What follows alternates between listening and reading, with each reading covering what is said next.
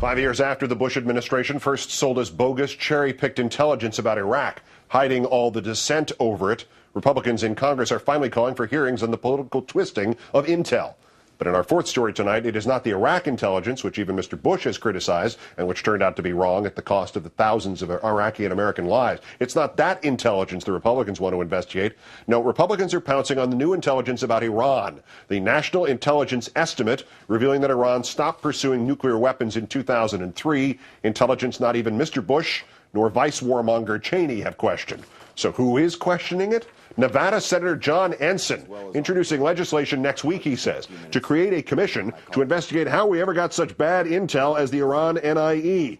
An NIE released under the aegis of Mike McConnell, the intelligence director appointed by President Bush, representing the consensus of 16 intelligence agencies, which Mr. Bush has had 7 years to remake in his own image. An NIE that the president has praised for reflecting reforms made after that whole messy Iraq WMD thing, and which already had survived the scrutiny of Mr. Cheney at length, who reportedly had kept the NIE tied up for months as analysts rebutted his baseless theories about why it had to be wrong. An NIE that one retired military intelligence officer, Colonel Pat Lang, says we only learned about because senior career intelligence officials had threatened to go public with it and release it themselves if necessary, a crime for which they were prepared to go to prison. In other words, an NIE whose only flaw appears to be its conclusion. We turn now to Rachel Maddow, whose show airs weeknights on Air America Radio. Rachel, good evening. Hi, Keith. I'm missing the fundamental thing here. Is this not, by definition, a non-starter? Didn't the president validate the legitimacy of the NIE when he changed his rhetoric, when he dialed it back just slightly, just legally, the moment he allegedly first got wind of this back in August? Yeah, the White House is walking a real tightrope here in terms of what the president knew and when he knew it. Because initially they were saying, oh, the president only found out about this last Tuesday in order to quiet any fears that the president might have been hyping a threat that he knew was false.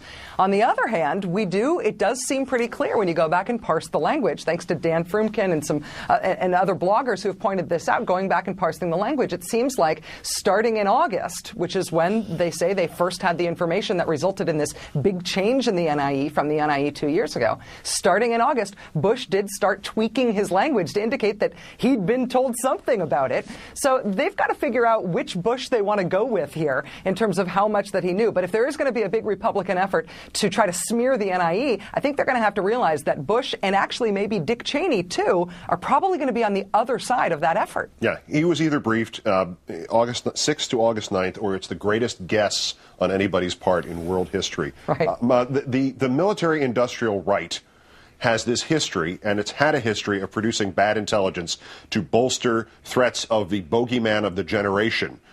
They overstated Russia's power apparently by a factor of 2 to 1, according to Khrushchev's son. He said it was closer to 10 to 1. Then in the 90s, there was a Rumsfeld commission that scared us about ballistic missiles, and then the Iraq WMD thing. Why, and why especially in the context that there are real threats out there? Yeah, if you have policy goals in mind, if you either want to attack somebody, you want to start a war somewhere, or let's say you have a weapon system that you'd like to fund and buy, and you find that the intelligence that's available from the mainstream intelligence community does not fit those policies, again and again and again, the American right has decided to mint their own intelligence. So with the Soviets, they had Team B, which came up with, as you said, intelligence about the Soviet Union that hyped that threat. In the 90s, it was Donald Rumsfeld telling us that Burkina Faso was going to shoot a ballistic missile into Indiana, and so we needed a multi-billion-dollar ballistic missile defense to protect us from developing countries that didn't have ballistic missiles. In the Iraq War, it was Paul Wolfowitz with the Office of Special Plans making stuff up about Iraq and the threat posed there. Over and over and over again, they have shown that when the policy doesn't fit the facts, they will just mint new facts. The pure politics, Rachel, of this far-right lunatic fringe reaction from Senator Ensign and company. Colonel Lang says the Democrats should support his call for this open committee, commission, whatever, probe of the NIE. Do the Republicans not get that the Democrats would necessarily control these hearings, and they would call the witnesses, and they could ask questions about, say, why the NIE was delayed by Dick Cheney, or they could perhaps mention the previous NIEs about Iraq, or anything they wanted to do about Intel, anything they wanted to do about the CIA destruction of the waterboarding tapes.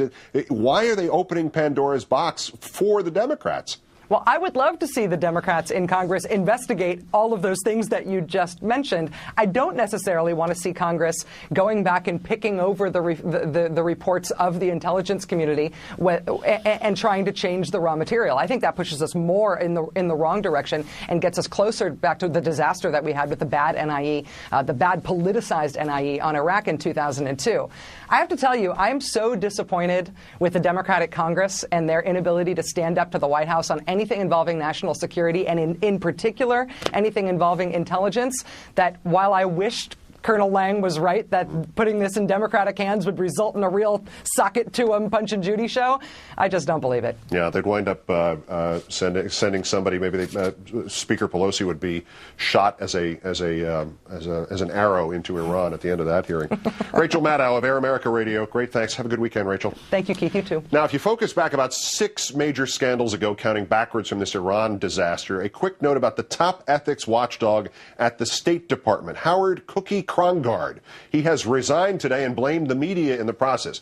Now, try to remember this man. Cookie was memorable from such hits as his congressional testimony that he had no ties to Blackwater, whose occasionally fatal contract work Cookie oversaw at State, and his memorable testimony later the same day that, oh yeah, it turned out his own brother Buzzy sat on a Blackwater advisory board. Cookie recused himself immediately. Congress announced it would look into the matter with new hearings. Buzzy left Blackwater shortly afterward. Cookie's retirement today, effective January 15th, effectively robbing us now of the much-anticipated prospect of congressional joint Cookie-Buzzy hearings.